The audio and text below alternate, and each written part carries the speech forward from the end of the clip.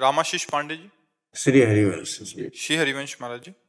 महाराज जी ये लिख रहे हैं कि ये एक अपना घर आश्रम करके एक संस्था है, उनसे जुड़े हैं, जिसमें बेसहारा, असहाय, मानसिक और शारीरिक रूप से पीड़ित लोगों की सेवा की जाती है। हम लोग ऐसे प्रभुजनों को सड़क से आश्रम तक लेके जाते हैं, उनकी सेवा करते हैं। पूरे देश भर में 60 से ज्यादा आश्रम हैं आपकी संस्था से, और 20,000 ऐसे लोग हैं जो रास्ते से बहुत लेके सुंदर। आपको बार बार नमस्कार, प्रणाम, क्योंकि हम इस बात को बहुत हृदय से सपोर्ट करते हैं कि जैसे किन बूढ़ों लोगों को घर से निकाल दिया गया है, ये जो विक्षिप्त मानस हैं, ये जो अपंग लोग हैं, जो जिनकी असुविधा है, जो रोड फुटपाथ में ऐसे पड़े रहते हैं, इन लोगों को ले जाना, उनको स्नान कराना, उनको दवा देना, उनको भोजन देना, उनके वास की व्यवस्था करना बहुत उत्तम बात है जी। कभी कभी ऐसा भी हो जाता है, असंख्य कीड़े होते हैं प्रभु जी के शरीर में, असंख्य कीड़े होते हैं, उनके पास कोई नहीं जाता है, लेकिन फिर भी हम लोगों की अपनी मेडिकल टीम उनके पास हम पहुंचते हैं, उनको भी हम लोग ले जाते हैं। भरपूर सेवा परमात्मा मान के हमसे। हाँ, नहीं, हम इसीलिए सबसे पहले आपको नमस्कार किया, क्योंकि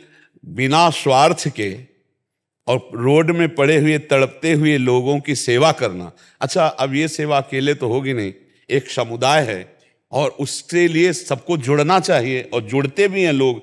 उस अर्थ का प्रयोग अपनी वासनाओं की पूर्ति के लिए ना करके यदि ऐसे लोगों की सेवा में किया जाता है तो ये प्रणाम योग्य है। परहित सरिस धर्म नहीं भाई। अगर दूसरे का हित किया जाए, भले हम मांग के पैसा से करें, मतलब हमारे पास नहीं है, हम लोग नहीं मांगते, हम लोग किसी से नहीं मांगते, सिर्फ ठाकुर जी की हम लोग चिट्ठी लिख देते हैं और हमें पूरा हो जाता है। हाँ तो ठीक है, मांगो किसी से भी मांगो, लेकिन हमारा मतलब भाव ये है कि अगर हमको दूसरे के सुख देने के लिए हमको यदि मांगना भी पड़े तो वो हमारे लिए हानि का विषय नहीं है। लेकिन यदि सहयोग आ रहा है, आता तो है ही है, भगवान तो देते हैं, आता है, उस सहयोग का प्रयोग अपनी विलासिता के लिए ना करके, और ऐसे लोगों के तो हम लाख लाख बार प्रणाम करते हैं उनको जो ऐसी सेवा करते हैं। और ऐसी सेवा करने के लिए और भी उत्साहित होना चाहिए, क्योंकि आजकल बड़ी समस्या ये हो रही कि स्वार्थ से प्रेरित होकर बच्चे अपने बूढ़े माई बाप को छोड़ देते हैं। इसीलिए हम प्रणाम कर रहे हैं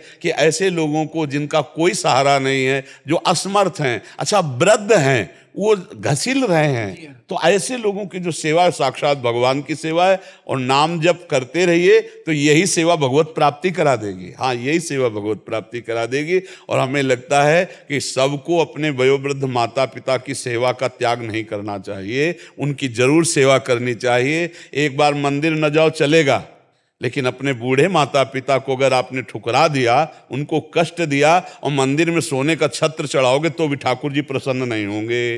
अपने बूढ़े माता पिता की जरूर सेवा करनी चाहिए। अब समस्या ये हो जाती है कि कहीं बहू विपरीत हो गई, लड़के का मन है पर वो नहीं कर पा रहा है, तो कहीं ऐसा होता है कि संपत्ति के लोभ में आकर जल्दी माता पिता मरे, या ऐसा बहुत से ऐसी घटनाएं हैं। तो ऐसे जो निष्कासित घर से वयोवृद्ध जन है, उन लोगों को जो आप लोग सहयोग देते हैं, ऐसे जो फुटपाथ में पड़े हुए लोग, इनको हम बहुत इस बात से प्रसन्न हैं, हम बहुत। उसके पश्चात हम लोग परिवार से मिलाने की भी कोशिश करते हैं कि परिवार से मिले, परिवार इनको स्वीकार करे।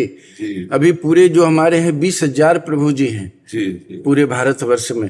हमारे सिर्फ दिल्ली जो हमारा आश्रम है पूटखोर दिल्ली में, वहाँ 800 प्रभु जी हैं जी। प्रत्येक दिन हम लोग 8 एम्बुलेंस सुबह निकालते हैं और शाम तक पूरे दिल्ली एनसीआर में रेस्क्यू करते हैं कि कहीं कोई प्रभु जी हमें इस अवस्था में मिल जाए, और तुरंत हम लोग उनको आश्रम ले आते हैं। बहुत सुंदर, बहुत सुंदर है।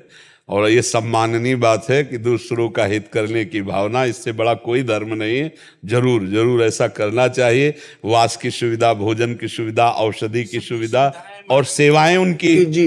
वो अगर हम लोग हॉस्पिटल में एडमिट करते हैं तो 24 घंटे उनके साथ एक सेवा साथी। हाँ बिल्कुल ठीक है, तो उनको कोई तकलीफ नहीं वहाँ। जी हाँ, बहुत सुंदर है। रवि जी